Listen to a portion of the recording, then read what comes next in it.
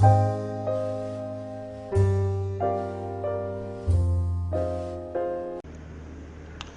students, now we will discuss question number 1232 from book 1234. In this question, a thin converging lens L1 forms a real image of an object located far away from the lens as shown in the figure. The image is located at a distance 4L and a height h. So by this line I am deducing that I am getting that this image which is at 4L distance from the lens. So image distance should be it is always in focal plane for distant object. So focal length of the first lens should be 4L and height of image is h. A diverging lens of focal length L is placed 2L distance from L1 at A. So at this point A, now we have kept a diverging lens. So this diverging lens will receive incident rays, which are the outgoing rays from the lens L1. So let me draw this diagram again here. This diverging lens, the focal length of which is given as L, is receiving incident light ray like this, which are coming from the lens 1. These are incident light ray which are going to converge, which were going to converge at some point, but because of diverging lens, now their convergence point will be different. So this diverging lens is having a virtual object somewhere here. This object will be at distance of 2L from the lens and height h. So let us first find where will be the image of this virtual object for this diverging lens. For this we can use lens formula 1 by f. Focal length is given as L. Focal length of this diverging lens is given as L. Focal length L. So this is diverging, so I will put it with sign with minus sign. 1 by f should be 1 by v minus 1 by u. U is plus 2L. By solving this I can get v. Let me solve this for you. 1 by v will be minus 1 by L plus 1 by 2L. If you multiply this expression by 2 and divide by 2, so minus 2 by 2L plus 1 by 2L, it will be minus 1 by 2L. Hence v should be minus 2L.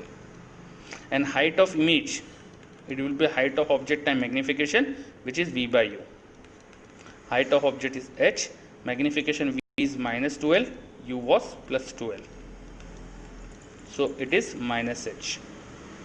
It means that this diverging lens is creating image somewhere here at height h below the principal axis and at a distance of 2L. Now it is given in question that another converging lens of focal length 2L is placed distance 3L from the lens L1 at position B. So 3L distance from L1, that is L distance from lens L2. We have another lens with a focal length 2L. Okay, so now a second lens L2, L3 is kept somewhere here. A second lens L3 is kept somewhere here. The image created by lens L2 will be now object for this lens.